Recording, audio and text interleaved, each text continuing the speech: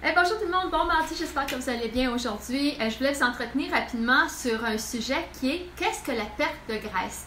Alors, je vais vous faire un petit survol là-dessus, puis vous allez comprendre pourquoi c'est important de le comprendre et de savoir quoi faire avec cela. Donc, nous stockons la graisse dans le tissu adipeux de notre corps, principalement sous la peau ou dans la cavité corporelle, soit la graisse viscérale qui est l'accumulation de dépôts graisseux entre les muscles et les organes abdominaux, et aussi une petite quantité dans nos muscles. Donc, la graisse corporelle est un dépôt de stockage d'énergie. Lorsque les substances qui fournissent de l'énergie se font rares dans notre circulation sanguine, le corps le détecte et fait appel à des réserves de graisse pour sa sauvegarde. Donc, les graisses sont stockées sous forme de triglycérides dans les cellules graisseuses et sont libérées via l'activité d'une enzyme connue sous le nom de lipase hormonosensible. Alors, le principal rôle de la lipase hormonosensible est de permettre la mobilisation des acides gras stockés dans les graisses. Donc, ça permet aux acides gras de pénétrer dans le sang et dans les muscles pour être brûlés. Simplement dit, c'est la combustion des graisses. Alors, pourquoi la perte de graisse est-elle si importante? Ce n'est pas seulement une question d'esthétique.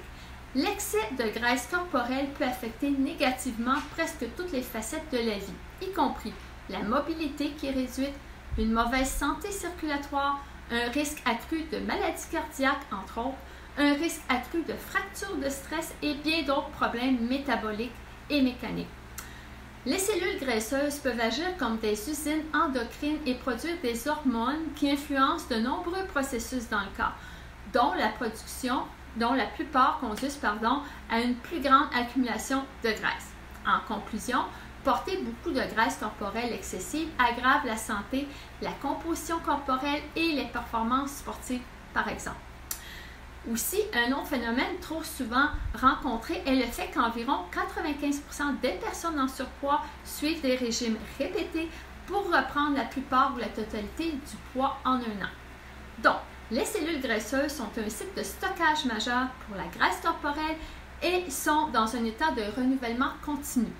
Alors, le métabolisme des graisses est régulé indépendamment par des facteurs nutritionnels, métaboliques et hormonaux. Lorsque nous diminuons significativement notre apport calorique, le corps préserve efficacement les réserves de graisse. Comme l'insuline est faible, la production d'hormones thyroïdiennes est diminuée. Avec ça, le métabolisme au repos est abaissé.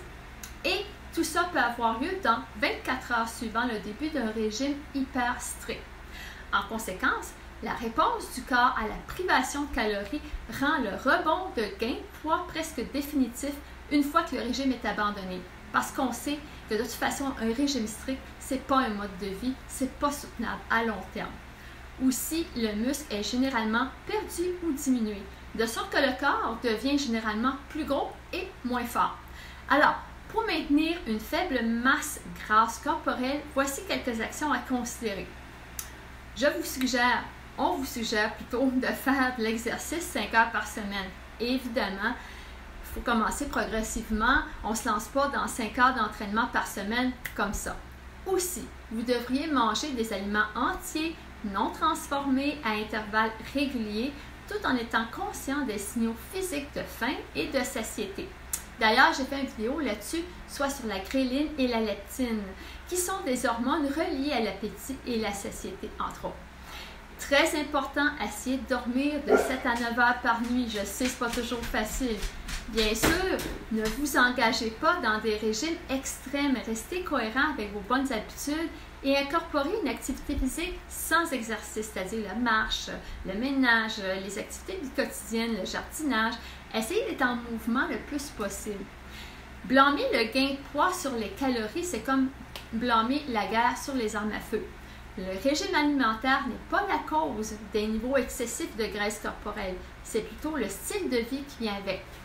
Donc, si vous augmentez l'activité physique et l'apport alimentaire nutritif, le métabolisme augmentera.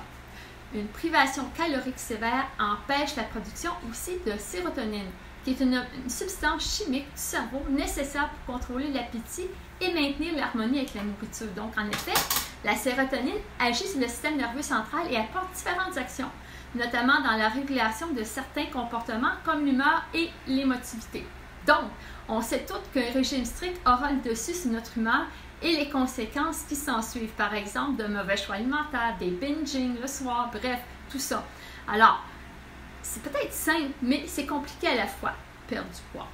Alors, si vous pensez que le coaching nutrition pourrait être un outil intéressant pour vous guider et aussi si la motivation pour bouger, intégrer l'exercice dans votre quotidien aurait un impact assuré pour demeurer constant dans vos démarches d'entraînement, alors contactez-moi et il me fera plaisir de discuter avec vous des différentes options coaching nutrition et entraînement possibles selon vos besoins afin d'atteindre vos objectifs en intégrant des changements réalistes, constants et selon vos capacités afin que vos actions vers un mieux-être fassent partie de votre mode de vie pour de bon.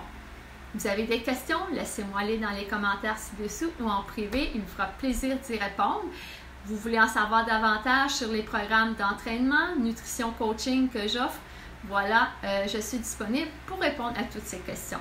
Sur ce, je vous souhaite une très belle journée. Profitez bien. Espérons que la température sera plus clémente pour les prochaines semaines.